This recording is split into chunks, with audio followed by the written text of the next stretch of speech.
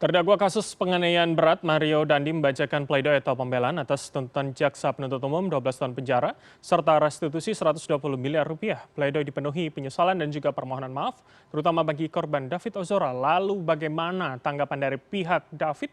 Sudah bergabung bersama kami dari luar studio kuasa hukum David Ozora, Melisa Anggraini. Halo, selamat sore Mbak Melisa. Baik, Mbak Melisa sepertinya masih di mute suaranya. Boleh dibuka terlebih dahulu. Selamat sore Mas Bram. Baik, selamat sore Mbak. Langsung saja, jadi dari dua pledoi pribadi paling tidak dari Mario dan juga Shane, ini dipenuhi oleh permintaan maaf termasuk rasa prihatin terutama kepada David. Bagaimana sementara ini tanggapan dari keluarga maupun kuasa hukum David?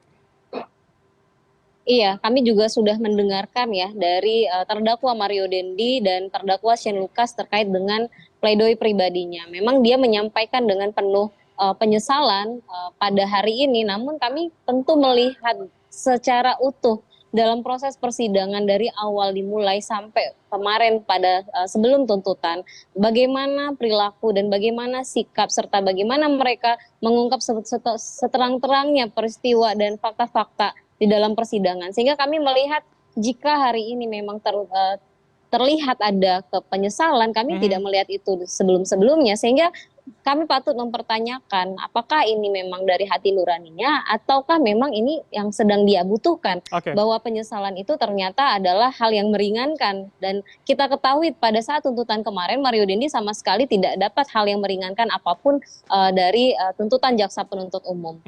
Mbak Melisa, saya akan menanyakan dulu soal bagaimana pledoi dari Mario Dandi begitu. Banyak sekali permohonan maaf, tapi kemudian ada semacam narasi-narasi defensif yang mengatakan misalkan mendengar soal pemberitaan yang tidak bertanggung jawab, ada yang kemudian mengatakan dirinya kebal hukum dan sejenisnya begitu. Apakah ini menurut Anda akan juga menjadi pertimbangan hakim begitu untuk kemudian nanti memutuskan paling tidak sama atau jangan-jangan jauh begitu dari tuntutan kemarin? Saya rasa itu patut diabaikan oleh hakim, termasuk frame terkait dengan bahwa orang tuanya ini menjadi korban, seolah-olah orang tuanya dizolimi atas perkara yang sedang dia tempuh ya.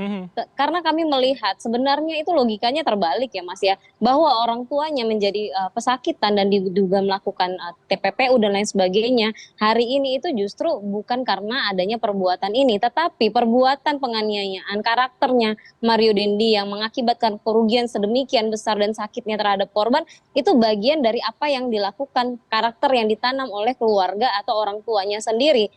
Dia dengan bersikap tidak ada kontrol, mungkin memberikan kehidupan yang mewah, sehingga terjadilah seperti ini. Jadi kami melihat dan memandang framing buruk dan negatif di mata masyarakat ini kan juga tidak ucuk-ucuk ya, ada sumber-sumber dan ada akibat dan sebabnya terlebih dahulu, bahwa ketika proses ini dilaporkan pertama kali, ini ada hal-hal yang dirasakan oleh korban, terutama keluarganya, ketika penganiayaan yang seharusnya ini adalah penganiayaan berat sejak awal, ini diletakkan kepada penganiayaan biasa. Belum lagi ada upaya-upaya untuk membuat proses hukum ini tidak berlanjut. Nah, sehingga dari proses hukum yang panjang ini 6 bulan loh, tidak waktu yang singkat ya, masyarakat menjadi lebih melek terkait dengan apakah proses hukum terhadap anak pejabat yang melakukan kesalahan sedemikian rupa keji terhadap seseorang itu akan benar-benar diberikan hukuman yang berat atau tidak.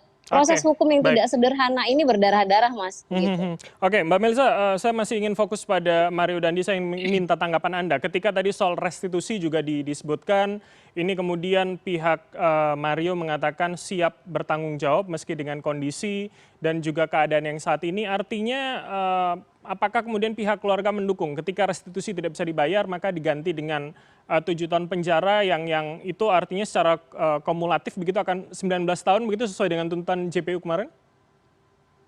Tentu harus ada konsekuensi terhadap pembebanan restitusi yang tidak mau dan tidak mampu dipenuhi. Dan tadi kami juga melihat mereka mendorong kepada jaksa penuntut umum yang semestinya mereka harapkan juga kepada hakim membebankan biaya restitusi kepada LPSK menggunakan dana APBN. Itu kan cukup ngaco ya dan cukup dipaksakan, bahwa sudah common di dalam proses restitusi ketika tidak dipenuhi, ada dasar hukumnya juga walaupun tidak dalam ranah delik penganiayaan, Ketika tidak dipenuhi ditambah dengan hukuman penjara. Kami mengapresiasi dan kami mendukung adanya tuntutan progresif dan berharap hakim juga akan memutuskan seperti ini. Sehingga tidak lagi ada pelaku-pelaku hanya karena dia merasa tidak mampu. Kami melihat memang tidak ada iktikat baik apapun ya. Mereka Oke. mengomentari terkait dengan biaya restitusi, tetapi sebenarnya terkait biaya aktual saja pun mereka tidak ada yang mereka penuhi seperti Oke, itu. Mbak Melisa, artinya dengan narasi yang dibacakan oleh Mario tadi, pihak Anda, pihak David menganggap ini bukan ketidakmampuan, tapi ketidakmauan begitu ya?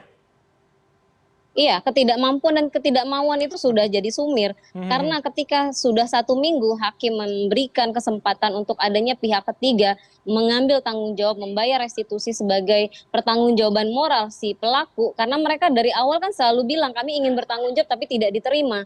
Yang ditangkap oleh keluarga kan bukan tanggung jawab secara moral tetapi menutupi proses ini tidak lanjut. Mhm. Seperti itu. Nah, tetapi begitu sudah dimunculkan ke persidangan, langsung mereka sampaikan tidak bersedia tanpa ada upaya apapun. Mhm. Mereka mengomentari angka tidak rasional, LPSK tidak sesuai dan lain sebagainya, tapi mereka tidak ada menyanggupi even itu Rp1 pun. Mhm. Nah, tadi Oke.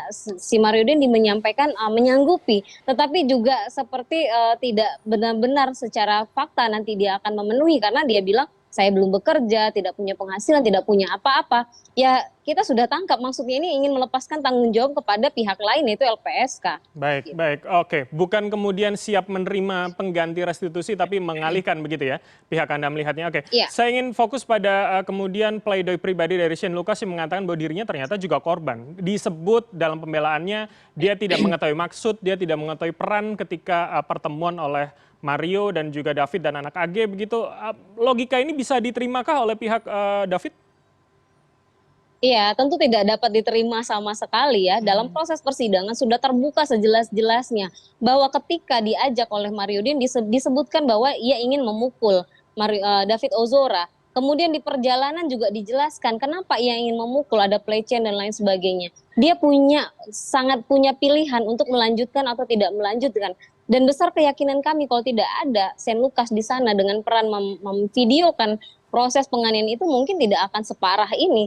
Ditambah lagi tidak ada hal-hal yang bisa mencegah dia, tidak ada yang mengancam jiwa dia dengan badan sebesar itu untuk mencegah perlakuan penganiayaan yang dilakukan oleh Mario Dendi. Tetapi Mhm. justru bahkan ketika sudah ada security pun mereka terus melanjutkan niat jahatnya itu. Itu yang kami tidak bisa terima bahwa Oke. dia merasa dia seolah-olah sudah menjadi pahlawan melerai adanya penganiayaan lebih lanjut. Padahal kondisi David saat itu sudah koma, sudah sekarat, Baik, baik. begitu. Oke, Mbak Melisa terakhir, saya ingat sebelum kemudian JPU membacakan tuntutan beberapa waktu yang lalu, ini pihak Anda mengajukan surat kepada kejaksaan untuk kemudian adanya tuntutan tambahan begitu untuk kemudian membatasi hak remisi bagi Mario.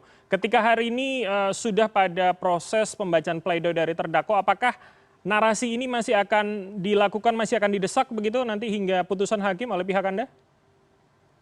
Iya, dalam surat terbuka kami sampaikan kepada Kejagung untuk menilik lebih jauh terkait nilai-nilai kemanusiaan, menggali tuntutan yang lebih progresif sehingga adanya lah tuntutan seperti yang kemarin ya. Dan terkait dengan remisi ini sebenarnya diatur di dalam KUHP pasal 10 bahwa hak-hak tertentu seseorang bisa dicabut. Nah, karena tidak dimasukkan di dalam tuntutan, tentu kami tetap berharap akan diakomodir, akan diputuskan oleh majelis hakim karena Mhm. besar keyakinan kami sampai detik ini mereka sejumawa itu tidak ingin mengambil alih terkait tanggung jawab restitusi itu karena mereka sudah berhitung adanya pengurangan remisi dan PB, asimilasi dan lain sebagainya sehingga dengan adanya pemenuhan dari hukuman yang mereka harus jalani sepenuhnya, kami rasa mereka juga akan tersadarkan bahwa restitusi memang adalah kewajiban mereka, Mhm. seperti itu. Oke, oke, baik. Terima kasih atas waktu Anda, Mbak Melisa Anggraini, kuasa hukum dari David Ozora telah bergabung bersama kami. Selamat sore, sehat selalu, Mbak Melisa.